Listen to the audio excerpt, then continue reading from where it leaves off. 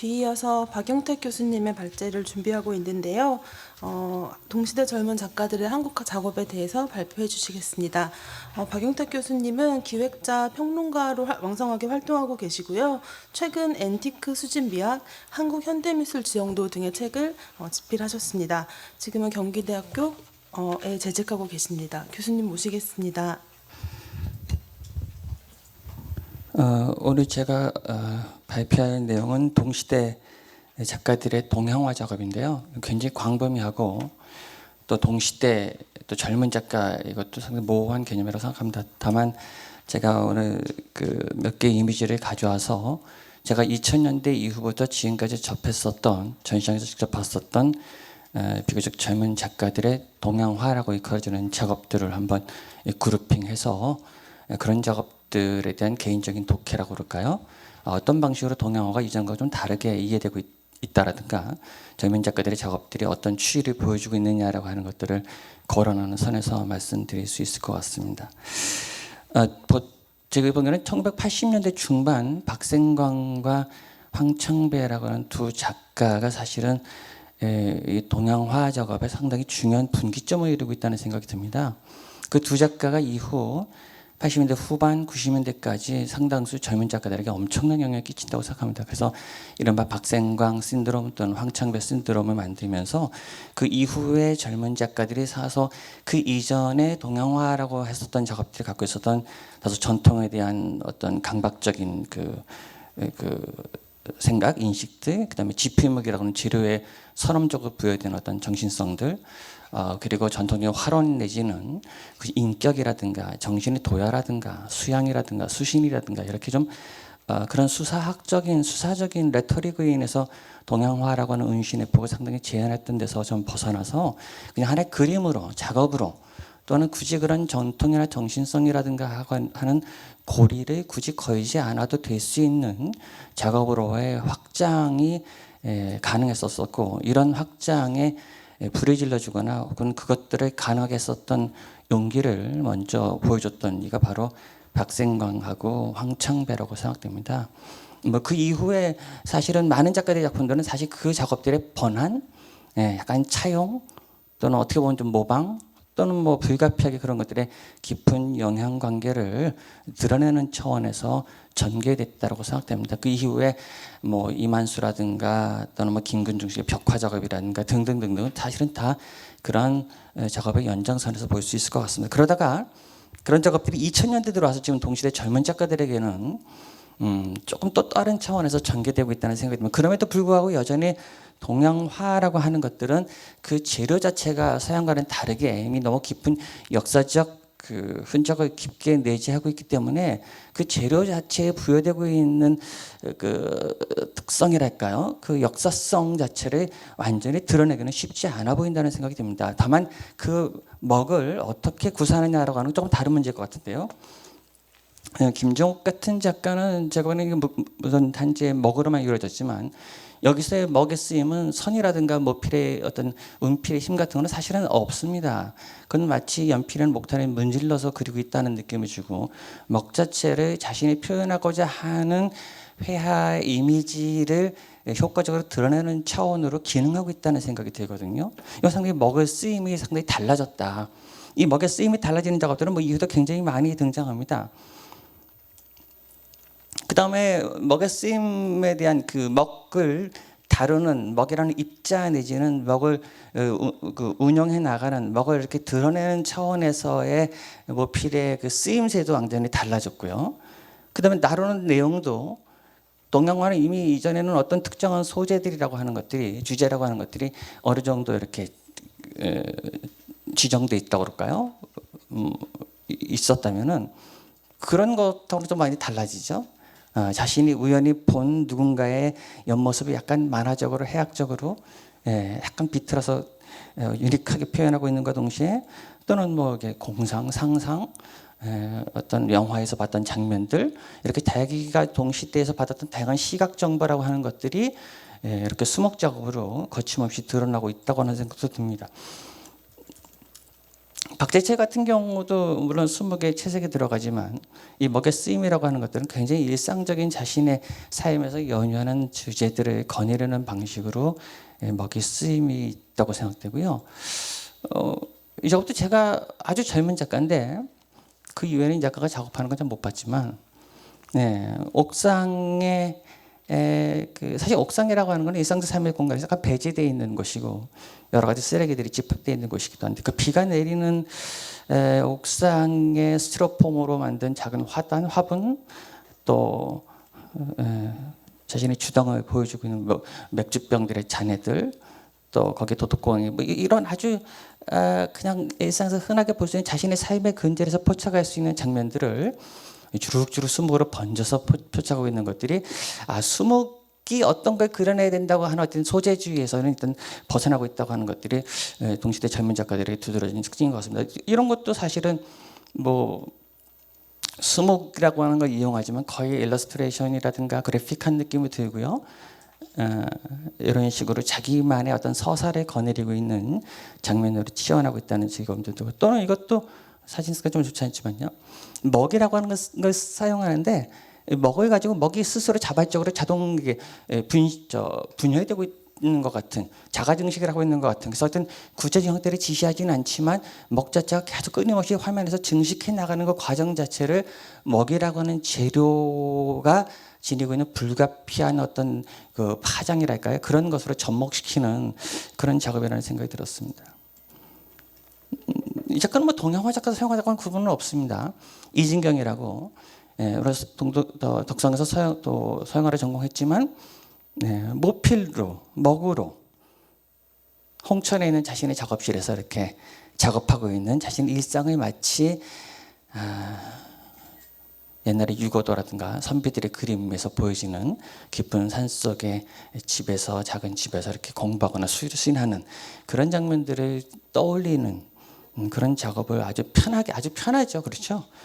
즉히 뭐 굳이 여기서 피를 세우고 뭐 이러한 방법론에 굳이 저촉받지 않고 이렇게 편하게 그리고 있다는 걸 알 수 있습니다. 이것도 사실은 먹으로만 그려진 그림인데 새벽 2시 35분이라고 하는 아주 구체적인 시간을 지시하고 있을 뿐입니다.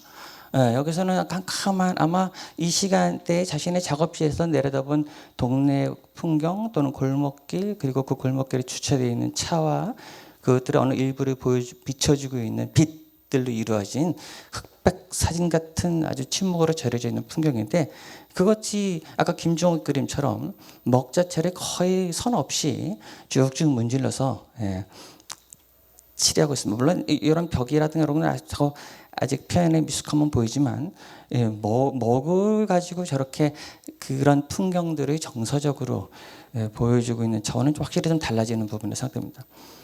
정덕혜는 작가의 대한공원 풀에서 본 이 작업은 노동자들의 삶, 노동자들이 노동하는 데 필요한 자신들의 그 도구들이라고 하는 것들을 수목으로 이렇게 걷잡아내고 있더라고요. 이것도 아주 재미나게 봤습니다. 저로서는. 아주 구체적인 동시대 자본주의 사회에서의 노동자들의 삶이라고 하는 것들을 그 도구를 통해서 제시하는 부분도 있고 그 사물 자체를 통해서 어떤 메시지를 전달해 준과 동시에 먹의 운용이 영상적이면서도 상당히 조금 환시적이기도 하고요. 그러니까 사실 이거 모이트나 같은 나사들인데 아주 기하학적이면서도 그 일상에서 흔히 볼 수 있는 사물들을 상당히 낯설게 엉켜나게 보여주기도 하고 또 수목만으로도 묘한 미묘한 지휘감이라든가 분위기들을 만들어내고 있는 재미나게 본 작업이라고 생각됩니다.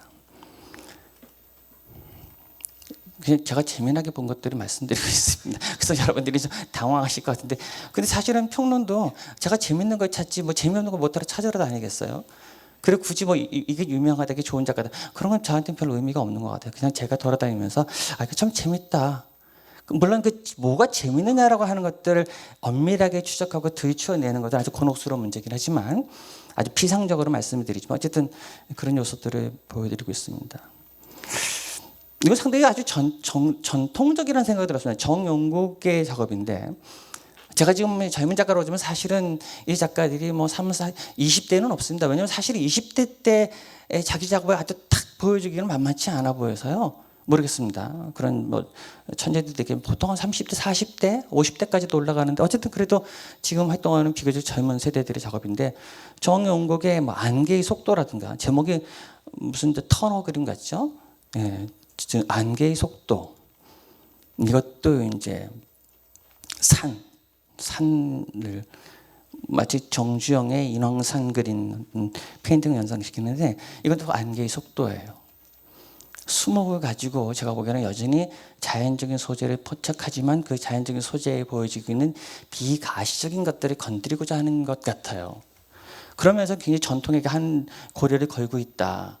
동양에서는 사실은 그것이 가시적 세계를 묘사하는 데 머물지 않고 가시적 세계가 뿜어내는 에너지라든가 뭐 기운이라든가 뭐 그런 것들이겠잖아요. 어쨌든 근데 그런 것들이 먹을 상당히 그 진료화시키면서 먹 자체가 가지고 있는 그 끈적끈적한 그 먹의 맛을 가지고 그 비가시적인 어떤 에너지라고 하는 것들을 드러내고 있다는 것이죠. 물론 이런 부분은 여전히 동양화를 하는 많은 작가들은 상당히 마치 하나의 당연한 불문율처럼 갖고 있는 것 같긴 해요.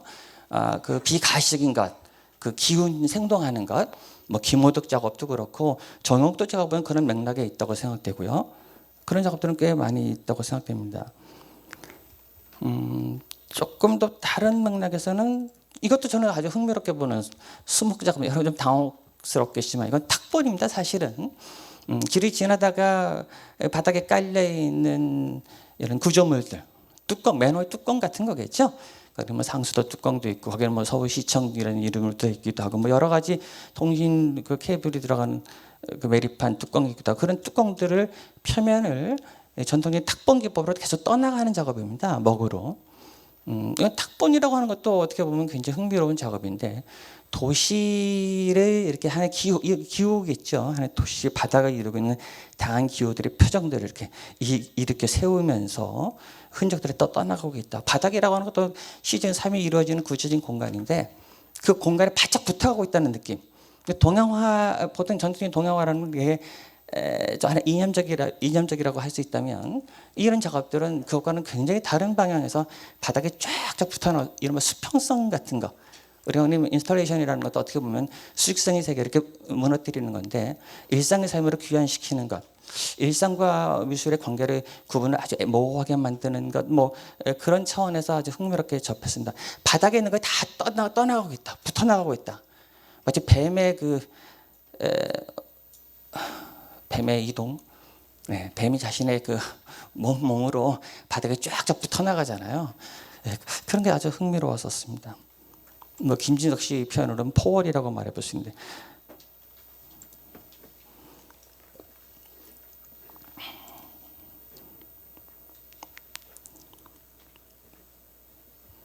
그 다음에 제가 아까 장지방 사장님이 말씀 많으셨는데. 아까 그 질문 시간은 너무 한지에 대한 관심이 많으셔서 저도 흥미롭게 봤는데 사실은 동양화 작가들에게는 이 한지라고 하는 종이 이미 그 종이 자체가 사실은 반쯤 먹고 들어가고 있다는 생각이 들거든요. 종이에 그리기도 하지만 이런 작가들은 종이 자체를 작업의 주된 내용으로 삼아버리는 작가들이죠. 표면 자체가 그냥 그림의 내용을 만들고 있다.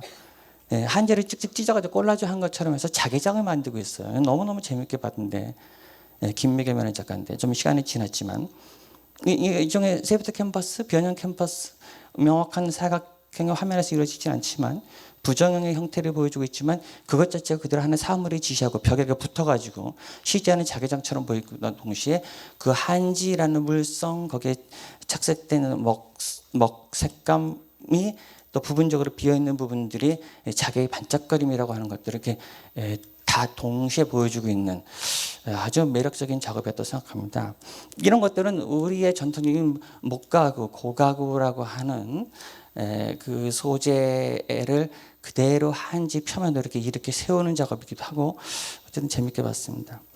최근에 조선일보 미술관에서 봤던 김성일 선생의 작업도 한지의 그 투명함이라고 하는 것, 거기에 이렇게 마치 빛이 투과돼 가지고 나뭇가지에 앉아 있는 새 한 마리가 영상을 이렇게 먹선 소박한 먹선과 한지만이 갖고 있는 색감, 그것이 어떤 그 빛을 투과하는 부분들이라고 하는 것을 통해서 마치 실루엣으로 대상을 바라보게 하는 것 같은. 그러니까 그 화면을 통해서 이렇게 세계를 대하는데 그것이 한지나 먹이라고 하는 필터링을 통해 가지고 좀 더 다른 방식으로 세계를 환하게 이렇게 조망하게 해준다고 그럴까요? 그 재료 자체가 세계를 이렇게 하는 필터링해서 보여주고 있다는 느낌이 들었다는 겁니다.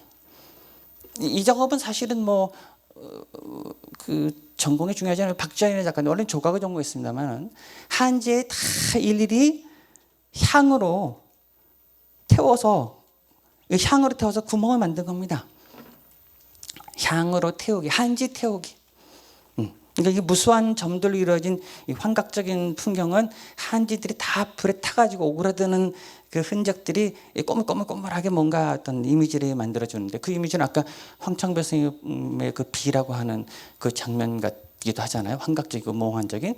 근데 그것은 그 한지 자체가 스스로 태워지면서 물론 불에 의해서 연소되는 과정에서 불가피하게 남은 흔적과 상처들이 이미지를 만들어주고 있다라는 것이죠. 모필이라든가 어떤 의지에 의해서 그림이 만들어진다기보다는 한지 자체의 그 불꽃에 의해서 이것들이 스스로 이렇게 쭉 퍼져나가서 기이한, 어떻게 보면 이런 것들은 약간 몽환적인 산수 몽유도원도의 한 장면, 그렇죠?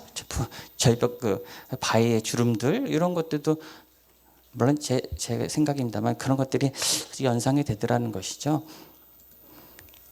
이것도 한지 콜라주로 만든 이미주라고 하는 작가인데 이 친구는 동양화 전공하지 않고 그냥 디자인을 전공한 친구인데도 아주 소박하게 자신의 그 일상에 있는 사물들을 이렇게 콜라주해서 종이 한지로 콜라주해서 이렇게 보여주고 있더라고요. 붓질입니다. 그 다음에 제가 또 붓질을 흥미롭게 봤는데 붓질도 상당히 중요하겠죠. 동양화 작가들에게는. 이거 안미자라고 하는 작가인데 이건 먹입니다. 물론 먹입니다. 그러나 이거는 캔버스에 그려진 그림입니다.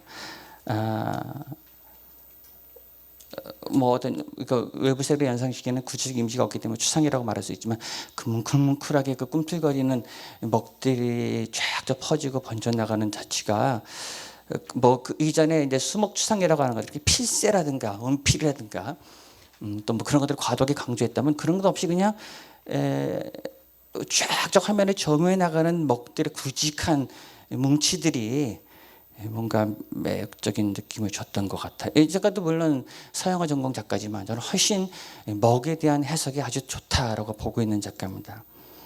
얼마 전에 죽은 이정미라는 친구도 이번에 마침 대구의 우선결에서 전시가 있어서 가서 봤었는데 동양어를 전공했지만 캠퍼스 유체를 가지고 어떤 필의 맛들을 고민했었던 것 같아요. 지금 돌이켜보면 그 이후에 이제 오긴 컬렉티브라든가 다양한 작업들을 했지만 가장 근본적으로 이 작가는 아주 그 준법들, 필법이라고 하는 것들에 대한 해석을 그것도 이 분법이나 필액이라고 하는 것들이 늘 정해진 어떤 특정한 대상 내지는 서양의 모더니즘의 어법에 너무 기대어서 추상을 풀었던 것과는 달리 상당히 자신의 삶에서 구체로 전개된 어떤 사건들의 장면들을 차용해가지고 그걸 가지고 지금 가능한 준법을 실험하고 있다는 것이죠. 이게 저는 굉장히 중요한 동양화 작가들의 태도일 수 있을 것 같아요. 이전에는 뭐 문화권도 다르고 그 당대를 지배했던 이념들이 달랐기 때문에 자연이라든가 산수라든가 유교적 이념이라고 하는 걸 투사할 수밖에 없는 소재들을 가지고 그런 것들을 원형했다면 지금은 사실 우리가 그런 시대를 살고 있는 것도 아니고 더 이상 그런 식의 세계관이라고 하는 건 없기 때문에 오히려 자신이 살고 있는 당대의 소재에서 이런 필액 준법들을 발휘하고 있지 않는가. 이것도 공원에서 아주 제목도 굉장히 서사적이고 드라마틱하지만 아주 작은 그림이지만 그 붓질이 그 뭐 끈적거리게 그 감정을 실어나르는 붓질 같다는 생각이 들었습니다.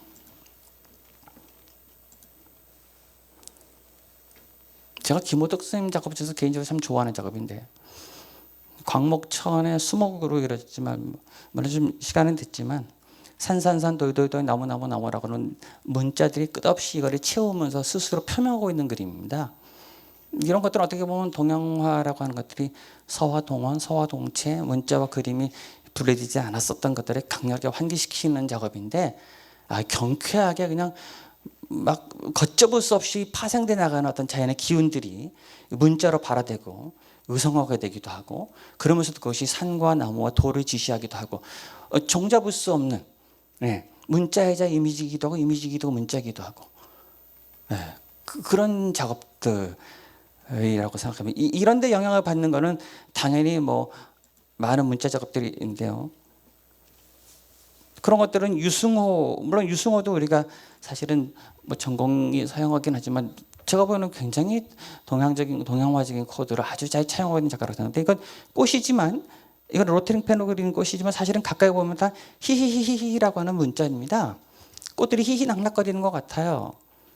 근접해서 보면 히히히히라고 하는 문자지만 뒷걸음지시면은 문자는 사라져버리고 꽃들이 드러나고, 그래서 그 그림 앞에 서 있는 관객들의 시간과 거리 속에서 불가피하게 그림은 이것이기도 하고 저것이기도 하는, 문자였다가 이미지였다가 이미지였다가 문자였다가 거듭하고 있다는 것이죠. 이것도 마찬가지입니다.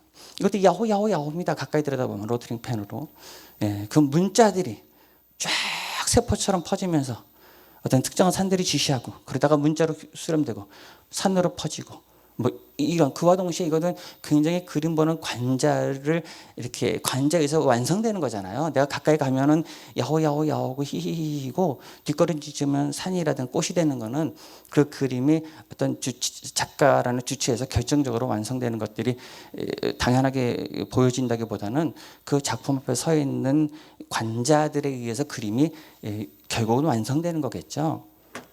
그런 맥락도 상당히 흥미롭다고 생각합니다. 물론 동양화 자체가 그림이라고 하는 것을 일방적으로 보여준다기보다는 그 그림 속을 거내거나 유하거나 다른 방식으로 커서 들락들락거리게 하는 통로의 구실을 한다고 하는 건 우리가 익히 알고 있지만, 그 동양화 화면 자체가 보는 관자들로 하여금 들락거리게 한다라고 하는 것들이 과연 오늘날 어떤 방식으로 맥락화될 수 있는가라고 하는 것들은 아주 중요한 문제라고 생각합니다. 그런 문제를 포착하는 젊은 작가를 보기는 좀 만만치는 않지요. 그다음에 문자를 참고해서 아주 노골적으로 이렇게, 너무 직접적으로 이거 여러분 다 대본에 무슨 뜻인지 아시겠지만, 여전히 20대 중후반의 나이도 부모 피를 쪽쪽 빨아먹고 사는 흡혈귀나 기생충 같은 자신의 처지를 상당히 비하하고 있는 장면이지만, 굉장히 뭐 아주 좀 처음 봤을 때 이런 게 차라리 좋다. 아주 솔직하다. 머리가 이게 어지러지한 겁니다. 부모 피 100% 부모 피를 빨아먹으면. 이런 것도 하면 된다라고 하는 그 모토를 슬쩍 들어서 하면 되디로 바꾸는 겁니다. 이거 박정희 서책에 있죠. 이건 물론 또 문자하게 연결되기는 맥락은 어렵지만, 저는 어쨌든 이런 작업이 상당히 흥미롭게 보여지는 작업입니다. 당연하게 여겨지는 모토들, 우리 사회에서 이렇게 강제되고 있는 이데올기라고 하는 것들을 이렇게 싹 붓글씨로 틀어가지고 하면 되디로 보여주고 있는 겁니다. 이런 것도 만화를 차용하는 채색화 작업인데, 만화에는 말풍선의 글자들이 이런 식으로 들어오고 있습니다. 문자도를 이런 방식으로 보여주고 있는 양대원이라는 작가입니다. 이것도 뭐 수목 자체도 상당히 아주 두드러진 질감을 갖고 차용되고 질감을 갖고 등장한다고 생각합니다. 몇 개만 더 빨리 보겠습니다. 그 다음에 전통을 이제 여전히 전통이라고 하는 걸 차용하는 몇몇 작업들이 있습니다. 그중에서 대표적으로 산수화가들 만만하게 번안되고 있는 이런 것들입니다. 뭐 김보민처럼 전통의 산수화 기법으로 조감의 시선도 흩어내리면서도 현대의 풍경들이 집어넣는 이런 방식은 사실은 좀 너무 만만하게 쓰이고 있다는 생각이 듭니다. 이게 굉장히 아주 손쉽게 전통을 차용하는 방식들이 옛 그림들에다가 동시대 풍경을 밀어넣는다라든가, 또는 전통적인 산수화 같은 것들을 영상으로 이렇게 움직이는 것으로 만든다라든가는 너무너무 많이들 유행되고 있는데, 저는 그런 것들이 지나치게 전통을 차용하는 거라고 하는 작업들을 너무 손쉽게 이렇게 만들어내고 있는 게 아닌가. 마치 당연하게 공통된 그 정답 같은 것들을 다 동일하게 반복해내고 있다는 아쉬움이 든다는 겁니다. 이런 것도 뭐 그러겠죠. 비슷한 맥락이겠죠. 안 그러면 뭐 이런 식으로 산소에 뭐 텐트 인왕지색도에 동시대에 텐트나 캠핑카가 있다라든가 별로 좋다고 생각하지는 않습니다. 네. 너무 비슷한 맥락에서 차용하고 있기 때문에 좀 아쉽지 않는가라는 생각이.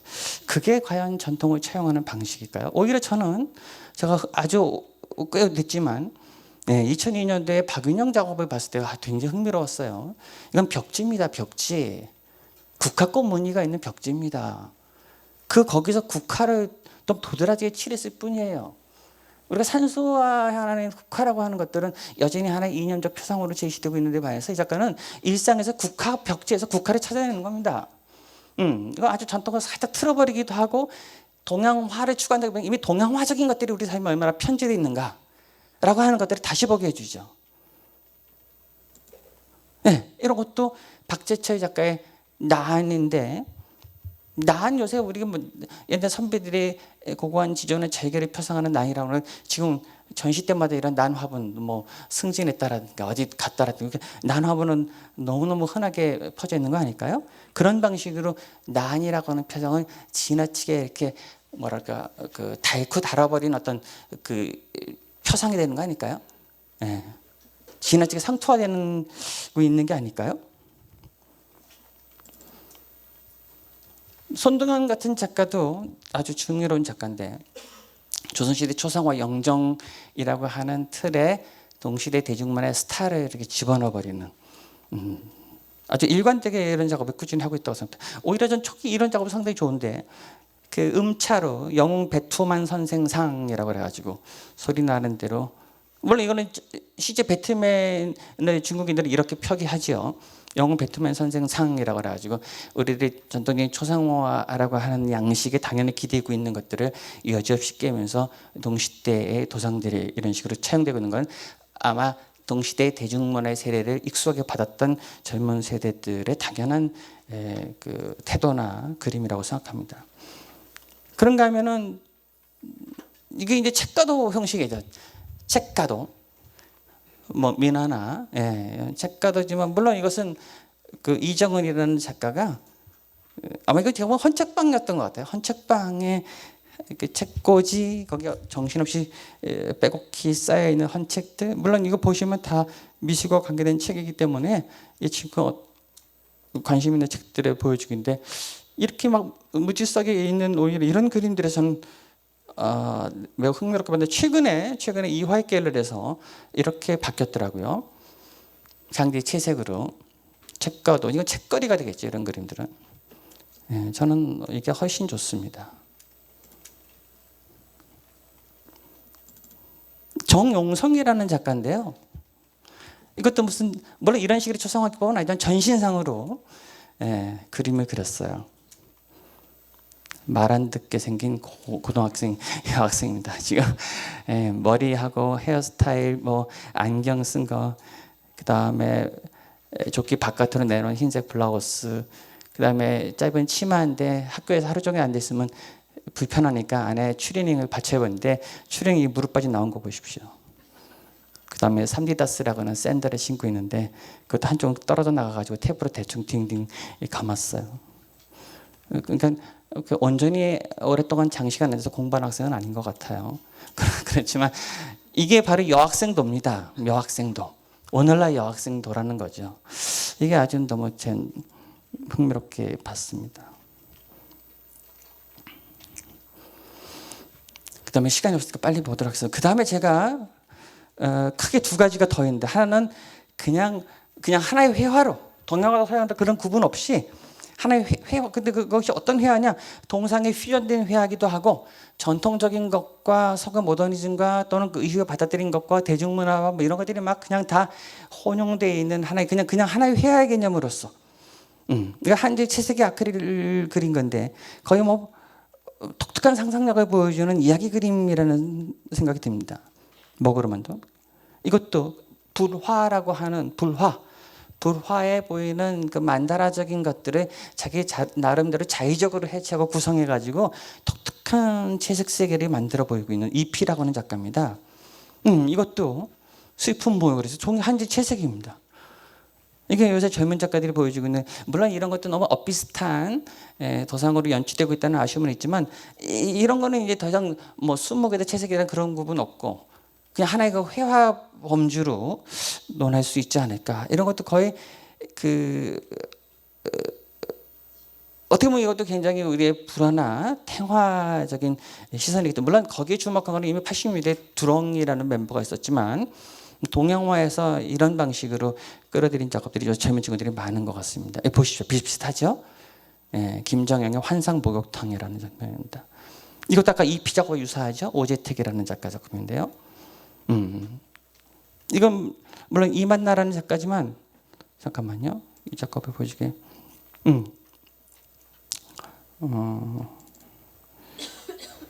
이형우라고 하는 작가인데 채색 작업인데 여기 좀 사진이 작군요. 이건 말고 제가 이런 겁니다. 좀 너무 밝아서 잘 안 보이는 것 같은데요. 어쨌든 한지의 채색으로 아주 조밀하게 포착한 것은 뭐 기존의 우리 채색하고는 상당히 다른 질감 느낌을 부여하고 있는 회화입니다. 이것도 마찬가지입니다. 숲만 전면적으로 보여주고 있는데 뭔가 그 숲이 갖고 있는 어떤 묘한 기운, 비릿한 내음, 깊이를 가늠할 수 없는 어떤 공간감 같은 것들을 그냥 탁 안겨주는 그런 작업들. 그러니까 일상에서 포착하는 풍경과 그 풍경 안에 깃든 뭐라고 형용할 수 없는 어떤 것들에 주목하고자 하는 것들. 이 최근에 회의하는데 물론 그런 너무 당연한 걸 또 추구하고 있다는 생각도 얼핏 듭니다. 예를 들어서 그런 그림들이 저로서는 이제 유근택 그림에도 보여주는데 이것도 아주 평범한 풍경이죠. 그러나 다만 붓의 떨림들, 흐느적거리는 것들 이런 것들이 묘하게 기존으로 봤던 풍경 자체를 상당히 다른 감성으로 이렇게 흔들리게 하거든요. 근데 이 작가가 흔히 말하는 게 호흡이라는 얘기를 많이 하는데 호흡이나 떨림. 제가 보면 그것은 사실은 뭐 기운생동이나 기세의 의탁한 표현 같아요. 뭐 세상으로 했다기보다는 그것이 동시대 풍경을 그리지만 동양화라고 하는 것들이 어떤 구체적인 대상색에서 출발해서 비가시적인 어떤 기운을 포착한다고 하는 그거에 대한 것들은 여전히 이런 방식으로 출마하고 있는 건 아닌가라는 생각이 든다는 것이죠. 그런 면에서 아주 유근택 같은 작가는 뭐 세련되게 표현하고 있는 작가고 또 제가 지금 양유연 같은 작가도 채색이지만 마네킹인데 그러니까 쇼창에 비치는 마네킹의 어느 한 부인을 막 조명을 탁 쳐서 잡아내고 있는 건데 이것도 묘하게 몽환적이면서도 단지 보여지는 것만이라 그 이면에 있는 어떤 것들을 슬쩍 건드리려고 하는 그림 같다는 생각이 들죠. 이것도 이제 얼굴을 가리고 있는 장면이라든가. 근데 저는 최근에 이런 회화 유근택도 그렇고 이런 작가들도 회화 정지호도 그렇고 많은 회화들이 있는데 사실은 매우 흥미롭거든요. 그런데 한편으로는 또 그게 동시대의 서양의 그 페인팅들, 뭐 르티망이라든가 이런 작가들이 작업과 굉장히 오버랩되는 부분도 많다. 우리가 동양화 장르에서는 상당히 신선하게 보지만 또 이미 최근에 그 재현회화라든가 이런 형상회화에 많은 서양의 작가들의 흔적들이 너무 또 이렇게 그 쫙쫙 스며들어 있는 게 아닌가라는 아쉬움이 있다는 겁니다. 너무 유사성이 많다는 생각도 들고요. 또 하나는 이것도 이제 정지호 작업인데, 이것도 마치 모란디처럼 타작이 하나만 탁인데 타작이 종이에 불이 싹 일어나잖아요. 이것도 아주 뭐 좋아요. 한지 아크릴릭으로. 그러나 사실 이것도 역시 비아 세미스의 히터 그린 그림들이 있거든요. 비아 세미스 같은 경우에 너무 유사하게 많다. 뭐 불만일 것까지는 없습니다. 다만 그 유사성을 너무 강조하는 것도 아니고 다 영향받을 수 있죠. 근데 그것이 너무 또 흡사한 것으로 가면서 그것이 너무 젊은 작가들한테 확 붐을 일으키고 있는 게 좀 다소 아쉽다라는 생각이 든다는 겁니다. 그 다음에 설치로 보시면 알겠지만 그것이 이제 화면에서 벗어나서 설치 개념으로 나가기도 하고요. 이건 뭐 강석영 씨 작품. 제가 보기에는 설치긴 하지만 여전히 프레임, 회화, 상당히 모더니즘적 인식이 강하다고 생각합니다. 화면을 프레임해 가지고 연결하기도 하고 또는 이런 그 화면을 포개 가지고 정작 정면에서 배제되어 있는 측면들 물감이 밀려나 가지고 불가피하게 밖으로 이렇게 확산돼서 중력의 법칙에 따라서 주주 흘러내리는 것들을 차라리 회화로 제시하고 있는 그게 구축적으로 쌓아올리는 거예요. 그러니까 구축적으로 쌓아올리는 설치 방식들은 상당히 보편적인데 뭐 최정화도 그렇고 양혜규도 그렇고 다 비슷비슷한 어법들을 가지고 있다. 네, 이런 것도 이제 그렇게 프레임 속에서 화면에 보여지는 방식이 상당히 세련돼 보이고 흥미로운데 이것도 너무 유사하다는 것이죠. 이자 캔스캔이라는 작가인데 이런 방식도 서구에서는 상당히 보편화된 설치 방식이거든요. 예, 그래서 우리가 동양화가 설치화되거나 공간으로 확장되는 작업들이 과연 동양화 자체에 내재되고 있는 어떤 시선이라든가 아까 말했던 관자가 들락날락거리는 그런 것들 속에서 나오는 것인가, 아니면 지금 상당히 유행되고 있는 서양의 이런 패셔너블한 이런 어법들을 차용해서 그것이 동양화 확장된 것처럼 인식되고 있는 건 아닌가라고 하는 생각을 하게 된다는 것이죠. 제 생각입니다. 예, 근데 이렇게 단지 페인팅에 머무르지 않고 페인팅 밖으로 오브제가 뛰어나오거나 평면으로만 만족되지 못하고 바깥에 있는 것과 그림 안에 있는 것들이 서로 육체적 상관관계를 도모하는 차원의 작업도 많아졌고요. 이런 식으로 산수, 돌, 그런 아주 전통적인 그림의 소재를 이렇게 입체로 만들어 선반에 딱 걸어두는 작업도 등장하고요. 네. 그려진 그림, 돌은 사실 산이 쪼개진 거니까 산이나 돌이나 뭐 동일한 건데 그게 입체로 만든 산의 옆에 또 배치한다라든가. 근데 저는 그런 작업 중에서 몇 개만 좀 보여줘 끝내겠습니다. 오히려 2000년도에 안성희 같은 작가들 가서 저는 굉장히 흥미로운 걸 봤어요. 그 경주에 있는 아트선재 지금 없어졌지만 큰 전시 공간에 덩그러니 벤치 2개만 놓여졌을 뿐입니다. 그 그림은 없고 시선에 걸려드는 건 없는데 다만 걸레바지 위에, 벽들의 걸레바지 위에 가까이 가서 봤더니 아크릴릭으로 풀 같은 걸 그린 겁니다. 풀은 아니죠. 풀처럼 보이는 녹색 물감을 가지런히 쫙 그린 겁니다. 이 벤치에 앉아 있으면 그 풀처럼 보이는 것들이 갑자기 나로 하여금 넓은 들판, 녹색으로 우거진 잔디밭 내지는 어떤 자연 풍경들을 환각적으로 떠올려주게 하더라는 것이죠. 이 공간이 공간에 다만 걸레바지 위에 그려진 녹색 물감의 터치들만으로도 이 공간을 하나의 자연 속으로 들어와 있는 것처럼 나를 감싸게 만드는, 이게 굉장히 중요한 설치 작업이었던. 마치 이것은 내가 어떤 정자에 앉아 있으면 정자는 사방으로 트여 있잖아요. 그럼 풍경을 다 끌어들이는 거잖아요. 풍경을 이렇게 가두거나 제한하거나 한정적으로 보는 것이 아니라 풍경 속에 들어와 있는 모든 시점, 모든 각도에서 다 공간이 들어오게 만드는 이른바 착용 기법일 텐데 그런 것들을 아주 흥미롭게 설치를 끌어들이고 있다는 생각이 든다는 것이죠. 오히려 이런 작업에서 제가 더 재미를 많이 봤다. 그다음에 또 한 줄 이렇게 걸어두는 경우도 있습니다. 이것도 너무 유사하죠. 김호덕 씨도 그렇고 뭐 박병준도 그렇고 한 줄을 쭉쭉 걸어두는 방식도 많이 유행하고 있다는 생각이 들었습니다. 제가 오늘 보여드리는 건 제가 극히 2000년대에서 지금까지 봤었던 동양화 작업 중에서 몇 개를 그룹핑해서 흥미롭게 재미있게 봤었던 것들과 함께 그 작업들이 갖고 있는 약간의 의미들을 좀 이렇게 거치게 말씀을 드렸고, 그와 동시에 이렇게 흥미롭고 신선해 보이고 새로워 보이는 작업들이 사실은 어떤 아쉬움도 갖고 있더라라고 하는 것들을 말씀드린 겁니다. 이게 이 작가가 이렇다면 우리가 거의 뭐 뽀록 내거나 그런 작업이 아니라, 그런 말투가 아니라 이런 게 아주 흥미롭고 신선해 보이지만 또 이런 부분 한번 생각해 볼 수 있지 않을까라고 하는 겁니다. 그래서 많은 작가들이 동양화 장르를 하는 작가들은 분명히 부정할 수 없는 전통이라고 하거나 기존의 동양화를 이렇게 제한해서든 몇 개 이념에서 자유로울 수는 없습니다.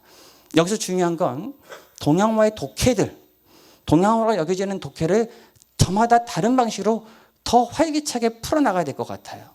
기존에 이거는 동양화다, 이건 전통이라고 하는 것에 덫에 사로잡히지 않으면서도 그래서 유연한 방식으로 서로서로 독해해서 뜯어먹어가는 시스템이 필요하다.